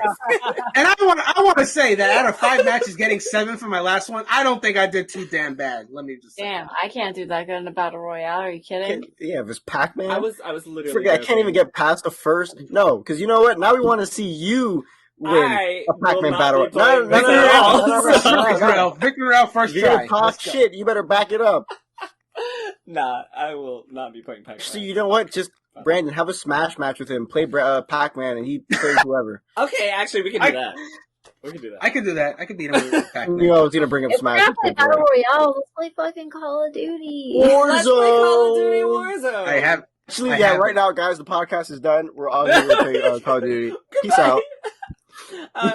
Anyway, That's what we did last week. We're just like, you we want to play literally Outriders? did. Yeah, we were just like, all Yeah, we right, literally did we're that. gonna go. Oh, play the week Outriders that I now. had to go early. Yeah, we literally I ended had the to go early. podcast early to play Wow. Outriders. I mean, we were kind Yeah. of wrapping up anyway, but like, If it Man, makes that's you it felt feel like we're better. wrapping up. So, okay, hold on. So I'm gathering several for things 5 from this. I'm gathering several things from this. One, I'm the one that makes the podcast last longer because you just said we ended earlier because we were running out of things to talk about. Two, I'm offended. So I'm just Well, I'm what gonna have the rest of my actually nerds. happened was Kellie explained to us that the podcast only lasts so long because you always have to argue with me. And when you left, there was no argument, and we got to finish the discussion perfectly fine, and we had extra time, and we were like, fuck this, let's go play Outriders. And then we Here's had why that's server wrong. issues, and we played for like 10 minutes. Here's why that's wrong. See, the man has to Because- argue. No, There, hold here it on, comes. because I can pull up. Proven. I can pull up more episodes where everyone argues my point than where I go and argue Jerel's point. And that is my finishing line for this topic. I'm going to continue eating my nerds. There Which, you go. by the way, if you haven't had nerds in a while, I don't know They're if they so put good. anything new in it. They have gotten so much better. Nothing to do with video games, so I'm going to shut up now. Hey, nerd, sponsor us. We talked about you. No, it has everything to do with video games. It does. Nerds What do play you video snack on? Oh, there you go. Look at that. Actually, geeks play video games, not nerds. Nerds are school smart. Why would you ruin her great joke? This is why we can never end on time. See, this is why we play games without you. I just This is why wanted we like- to be said on record before this podcast started. They said that they like to pick on me, No one said we like to pick on so you. they're gonna pick on me. Oh, Oh, I did. Kellie did say That's not that. recorded. Oh, Kellie. Kellie did say that. there's always going to be someone for me to pick on, and I It's will true. do it. And It's you're true. the youngest, and so you're like an easy target. I pick on people. It's like According to Oh my Jerel, Jerel is the youngest. Yeah, but so I'm the host. you're so you can't wrong. pick on the host. Jarell is my podcast bestie. Host is the main person to get picked on. That's how it works. Anyway, so Still can't beat me in Smash. that I wanted to pick on. Yeah, I can't beat you in Smash. I'm not even gonna. Whatever. That's right. Something say that it for I everyone wanted to to pick hear. on, which is going to be my last topic for tonight because it's running late here, and I'm not going to even go into full detail on it, but I do want to just get your opinions on this. So there is a video game in development. I believe it's called This Land Is My Land, and they have an official Twitter account, and we'll talk about this more on another podcast, but they have come out and they've tweeted that, and this is a direct quote from the tweet, though we have no Indigenous people in our development team, we have some in our community and we are always open to feedback to improve our game. We researched our projects for years before making them known and respected for making historical-based games on Steam. As we unveil a new server infrastructure and a minor game update, a short social services outage may occur tomorrow, Wednesday, April 7th, not important. But they go on to say Native American history is a passion for each of us here, and we are honored to have been able to bring it to life. There's no specific tribe represented, and truthfully, nothing in the game slanders the Native American community. The reason I bring this up is because I want to know whether you guys think it's okay to develop a game about an experience, in this case the Native American experience, and not have any Native American people on your team, but then say it's fine because we have community members and we've done the research. Do you think what they're doing is okay? What other games did they do like this? I don't know. Oh, because they mentioned they had done other games like this. I'm just curious. I doubt the whole research that they're claiming, because I was looking through the thread, or some of the screenshots Jerel sent me, and then I did some of my own, looking through, and, they have this whole FAQ answering questions, right? And, some of the questions were blah, blah, blah, blah, blah, it doesn't matter what the question was, and they kept, skirting around giving specific information, they were giving the same PR speak, we have done our research, we are very, Yep.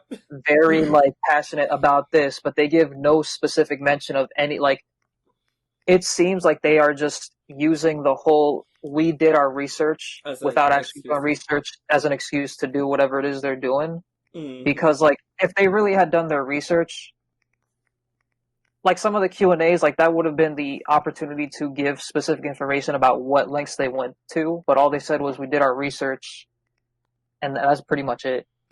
It was so interesting to actually read through some of that and see some people on my timeline responding to it, because not only that, the way that they said some of the stuff was apparently incorrect, and unfortunately I can't talk too much on it because I haven't done enough research on my own, but they said one of the things that they said was the tribe asked and the chiefs listened, and I was like, y'all aren't indigenous, like, you're not chiefs, like, who is this tribe? Like, you can't say that, like, the tribe asked for a video game, we're the chiefs, and so we listened, and now we're making them a video game, because now you're just, like, white people, you're literally just white people calling yourself the chiefs of a tribe, like, what? Like, this is not how you create a video game. Obviously for me, I think, to answer my own question, I do think you can't, I think there's a fine line, right? I think that you can create experiences with people whether you are of that ethnic background or not. I think you can do that. What I don't think you can do is create a specific experience of that ethnic background and not have consultation with someone from that area. Like, if you're gonna talk specifically about, and I can only, I'm black, so I can only talk about the black experience. If you're gonna make a video game about black people, and there are no black people on the development team of this black people video game, like, what are y'all gonna make the game about? Like, what are you gonna do? And then when you say, it's fine, we've done the black experience research, and, like, we know exactly what it is, so we've got this. And then when people ask them, they're just like, oh no, yeah, we've done the research. And not only have we done the research, we have black people in the community who are totally gonna help us out. And I can tell you that the black people in that community are, never mind.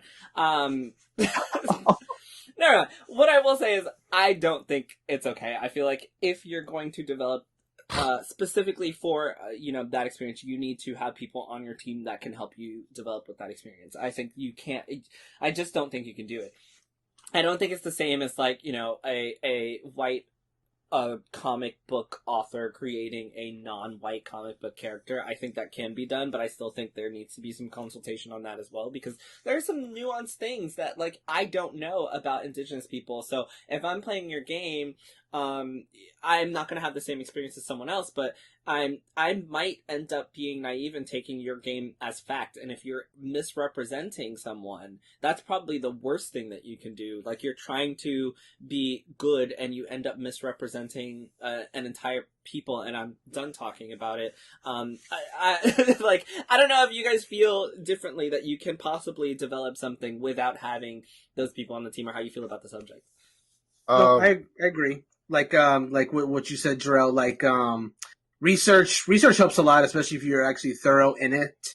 But in a case like this, where you're specifically researching an experience of somebody, research will only tell you so much. You have to, I really do feel like that if you want it to be authentic, that you do need a consultation from someone that has lived it.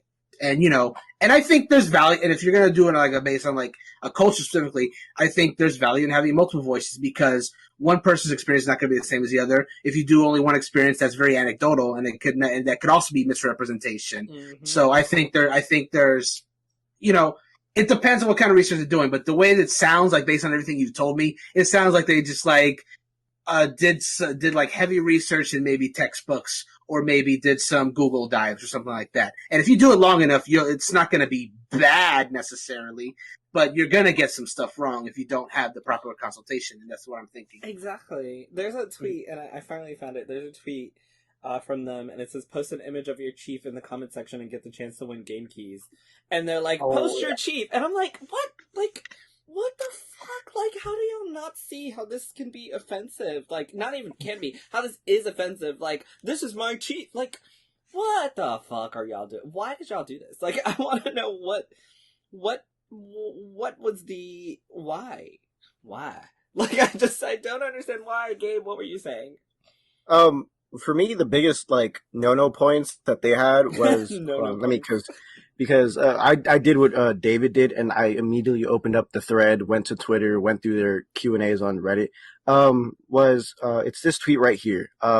It says, Native American history is a passion for each of us here, and we are honored to have been able to bring it to life. There is no specific tribe representation. So one of the biggest things of Native American culture is their tribes. So if you're going to talk about literally, if you're going to talk about their history, I'm not saying there has to be a numerous amount of tribes, but there has to be at least one tribe with its real name, because that's literally not all. Again, it's another thing. Not all Native American tribes run the same. So I'm not going to say specific names because I have a tendency of messing up names, so I'm not going to do that. But the tribes that were, located in southern Florida are not going to be the same as the tribes located in what's now Washington on the western coast. So that for me was like, you're trying to save face by saying you do your research and you know about Native American history, but it's not included in your game. So that doesn't make any sense because you're just not going by the history. Another thing was one of their Reddit Q&As. I wasn't going to mention this one, but this one I happened to just pop up. Someone asked, hey there guys, wish list the game. Do you have any plans to implement religion or Native American culture customs such as ceremonies or dances? Would love to see that, which again ties into the different tribes of Native America. And their answer was, good question. We've been thinking about this, so eventually it can get into the plans and be implemented. You just said there's no tribes in your game. How are you going to implement it? But that's not the one I was going to talk about. The one I was going to talk about was, the question was, what inspired you to make a game from the perspective of the natives, and what kind of research did you do to make the game? Anyone to go on a field trip to see, on a field trip? Really? On a field trip to see the landscapes and tools, or, was mostly by video and pictures. Their response, which it's pretty laughable, we're always been, well, typos there. I think they meant to say we've always been excited about Native American culture, which been widely shown in our childhood via books and movies. So I'm not going to read the rest of that. Books and movies? Oh, no. Books and movies. I can tell you off the top of my head right now, a Native American movie that doesn't portray Indians the way they're supposed to be portrayed. Pocahontas from Disney. That's the type of stuff they got. If they got from books and movies, which come on, yeah, that's the research. That already. Pocahontas 100 times. I mean, I think we know what we're doing. Yeah. Even if you read a history book, I have can you still seen be what wrong. they put now in history books? They're like, oh, the Native Americans and the Pilgrims were friends. Exactly. The natives gave Oh them my their god, I land remember to the those. Pilgrims willingly. Like that doesn't seem like what happened, but go off. Right. You know, I mean, like that's what you're gonna give from a history book now. They're just completely wiping away. Anyways, I don't want to get. But with the answer like that, they didn't even go into history books. They went into what was, childhood books and movies. Childhood books are going to sugarcoat things more than the history books do. So it's just, I don't, it's really bad. There's just nothing right about the game to me. Well, something that is right is that if anyone wants to hear the perspective and point of view of an Indigenous games journalist, you can listen to an episode of HPCritical.com where I talk to our very own Joey, who is awesome and Indigenous and representative of that culture, and we have a great conversation about what that means and how underrepresented they are in video games. And he does specifically mention that when they are represented in video games, it's usually wrong or pretty bad. And I think this is going to be a great example of exactly what he's talking about. So if you haven't heard that episode, I don't remember which one it is, but yeah, go back and listen. I'll put it in the show notes, and it's a great conversation that we have about that. So I can't wait to talk to him about this. It's going to be fucking hilarious. Anyway, before we close out, is there anything else that you guys want to talk about? 5. No, 4, I think, yeah. 3. I think that, is someone talking? Oh. Like, I was like, Oh, if you're listening to this, don't forget to download your PS Plus games. One of the new for the PS5s. One of the new PS Plus games is Oddworld. Soulstorm. Soulstorm, which I downloaded and it's ready to play, and I'm probably gonna play after this. But check it out. And the other two games for PS4 are Days Gone, which is a zombie survival game, and the other game which we mentioned earlier, the Zombie Army 4, whatever the hell it's called. It has a really Zombie Army 4. That's a good. That's a good. Zombie Army. I don't think that's the name. Zombie Army 4. Zombie Army 4 too sounds like when you watch a TV show and they have to make up a video game because of licensing reasons, and they'll just call it Zombie Army 4. They can't call it Call of Duty, so they call it Zombie Army. Oh my god, what was I going to say about that? Oh, that's actually what I was going to say about why I still think PlayStation's doing really well here, because, and I mentioned this before, but PS Plus always gives us a brand new PlayStation game. Like, they've been advertising... Yeah, they've been really good about that, actually. Forever, and I thought I was going to have to pay for it, only to find out that I get it for free. And then they gave us Final Fantasy for free, and then they gave us Bugsnax for free, and I'm, like, they're giving me all the new shit for free still, and I'm very Jerel, I don't want to get your hopes up, but what if Kena Bridge of Spirits is on PS? Bruh, oh my god. I don't think it'll happen. Actually, wait. Is it a PlayStation exclusive? It is, right? Yes, it is. Oh my god, it's happening. Please. It's gonna happen. Please do that. It's gonna happen. It would be their, like, PlayStation 5 game of the month, right? Like, oh my god. And more to the point, because I would pay for that game. Like, I would too, but that'd be nice. But what I was saying is, like, on our Twitter, we did post about how Deathloop got delayed to September 21st. Oof, and I'm really hoping Deathloop is a PS Plus title, because that is a game that looks interesting, but I don't want to pay for. So that goes on PS Plus. I will definitely play it. Like, Kena is great enough that I don't know. Something about that game, like the way that it's like the texture, it looks fun, but it's not something I want to pay $70 for. So I'm just looking at it like, yeah. But if it's on PS Plus, I'll play it. Kena, I'll pay for it. That's it. I'm super into Kena. Want to pay $70 for any type of game, no matter what it is. Yeah, it's now gotten to the point where title, I'm always scared. I'm like, I don't know. Yeah. I have to really want the game now, I think, for $70. No, so Kena, I would. But if it came for free, I ain't gonna say no. If you think I won't drop $70 for Final Fantasy 16, you are wrong. I will also pay $70 for Final Fantasy. I will pay $80 for that. I will pay $100 for the deluxe edition of that. I've paid $100. See, I'm not even that bad when it comes to Legend of Zelda. So, shit, Gabe. Oh, if Nintendo comes up to me and says, "Oh yeah, Breath of the Wild 2 is $80," I guarantee you, I will find another way to get it. OnlyFans. I will not pay $80. I thought he was gonna like. Oh my god! Can you